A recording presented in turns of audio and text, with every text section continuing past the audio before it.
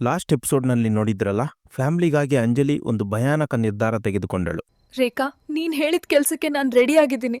ಆದರೆ ಆ ಒಂದು ಮಾತು ಹೇಳಿದ ನಂತರ ತಾನು ಎಷ್ಟು ನೋವು ಅನುಭವಿಸಲಿದ್ದಾಳೆ, ಎಷ್ಟು ನರಕ ನೋಡಲಿದ್ದಾಳೆ ಎಂಬುದು ಅವಳಿಗೆ ಆಗ ಗೊತ್ತಿರಲಿಲ್ಲ. ಸಮಾಜ ಕೊಡುವ ಒಂದು ಹೆಂಡತಿ ಎಂಬ ಗೌರವವನ್ನು ಬಿಟ್ಟು ಅವಳು ಇಡುತ್ತಿರುವ ಆ ಮೊದಲ ಹೆಜ್ಜೆ ಅವಳ ಜೀವನವನ್ನು ಯಾವ ದಿಕ್ಕಿಗೆ ಕರೆದುಕೊಂಡು ಹೋಗಲಿದೆಯೋ ಈ ಎಪಿಸೋಡ್ನಲ್ಲಿ ತಿಳಿದುಕೊಳ್ಳೋಣ. ಫೋನ್ ಇಟ್ಟ ನಂತರ ಆ ದಿನ ರಾತ್ರಿ ಅಂಜಲಿಗೆ ನಿದ್ದೆ ಬರಲಿಲ್ಲ. ತುಂಬಾ ಆವೇದನೆಗೆ ಒಳಗಾದಳು. ರೇಖಾ ಹೇಳಿದ ಮಾತುಗಳೇ ಮನಸ್ಸಿನಲ್ಲಿ ತಿರುಗಾಡುತ್ತಿದ್ದವು. ಬೆಳಿಗ್ಗೆ ಎದ್ದು ನಿದ್ದೆ ಮಾಡುತ್ತಿರುವ ತನ್ನಿಬ್ಬರು ಮಕ್ಕಳ ಮುಖಗಳನ್ನು ನೋಡಿದಳು. ಅವರ ಮುಗ್ಧತೆಯನ್ನು ನೋಡಿದಾಗ ಅವಳಿಗೆ ತುಂಬಾ ನೋವಾಯಿತು. ಹಾಸಿಗೆಯ ಮೇಲೆ ಅಲುಗಾಡದೆ ಮಲಗಿರುವ ತನ್ನ ಗಂಡನನ್ನು ನೋಡಿ ನನ್ನನ್ನು ಕ್ಷಮಿಸು ಎಂದು ಮನಸ್ಸಿನಲ್ಲೇ ಅಂದುಕೊಂಡಳು. ಆ ದಿನ ಸಂಜೆ ರೇಖಾ ಹೇಳಿದ ಹಾಗೆ ರೆಡಿಯಾಗಲು ಶುರು ಮಾಡಿದಳು. ಕನ್ನಡಿಯಲ್ಲಿ ತನ್ನನ್ನು ತಾನು ನೋಡಿಕೊಂಡಾಗ ಅದರಲ್ಲಿ ಕಾಣುತ್ತಿದ್ದ ವ್ಯಕ್ತಿ ತಾನೇನಾ ಎಂದು ಅನಿಸಿತು. ಅಲ್ಲಿಯವರೆಗೆ ಕಾಣುತ್ತಿದ್ದ ಆತ್ಮವಿಶ್ವಾಸ ಈಗ ಇರಲೇ ಇಲ್ಲ.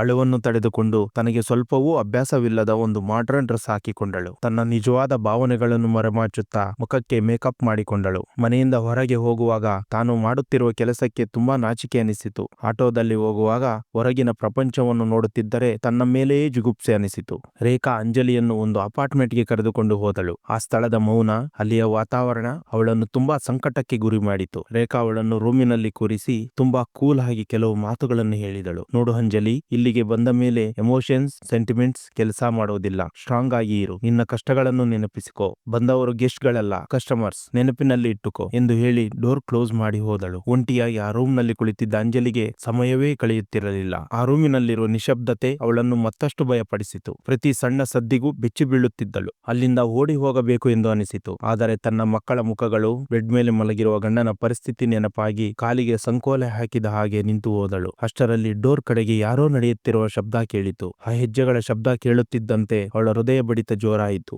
ಡೋರ್ ನಾಬ್ ತಿರುಗುತ್ತಿರುವ ಶಬ್ದ ಕೇಳಿ ಅವಳು ಭಯದಿಂದ ಕಣ್ಣು ಮುಚ್ಚಿಕೊಂಡಳು. ಡೋರ್ ಓಪನ್ ಆಯಿತು. ಒಬ್ಬ ವ್ಯಕ್ತಿ ಒಳಗೆ ಬಂದ. ಅಂಜಲಿ ಭಯದಿಂದ, ನಾಚಿಕೆಯಿಂದ, ಜಿಗುಪ್ಸೆಯಿಂದ ತಲೆ ತಗ್ಗಿಸಿದಳು. ಅವನ ಮುಖ ನೋಡಲು ಕೂಡ ಧೈರ್ಯ ಬರಲಿಲ್ಲ. ಅವನ ಕಾಸ್ಟ್ಲಿ ಪರ್ಫ್ಯೂಮ್ ವಾಸನೆ, ಅವನ ಶೂ ಶಬ್ದ ಅವಳನ್ನು ತುಂಬಾ ಡಿಸ್ಟರ್ಬ್ ಮಾಡಿದವು. ಅವನು ಒಂದು ಮಾತನ್ನೂ ಆಡದೆ ರೂಮನ್ನು ಒಮ್ಮೆ ನೋಡಿದ. ಆ ನಿಶ್ಶಬ್ದತೆ ಅವಳನ್ನು ಮತ್ತಷ್ಟು ಭಯಪಡಿಸಿತು.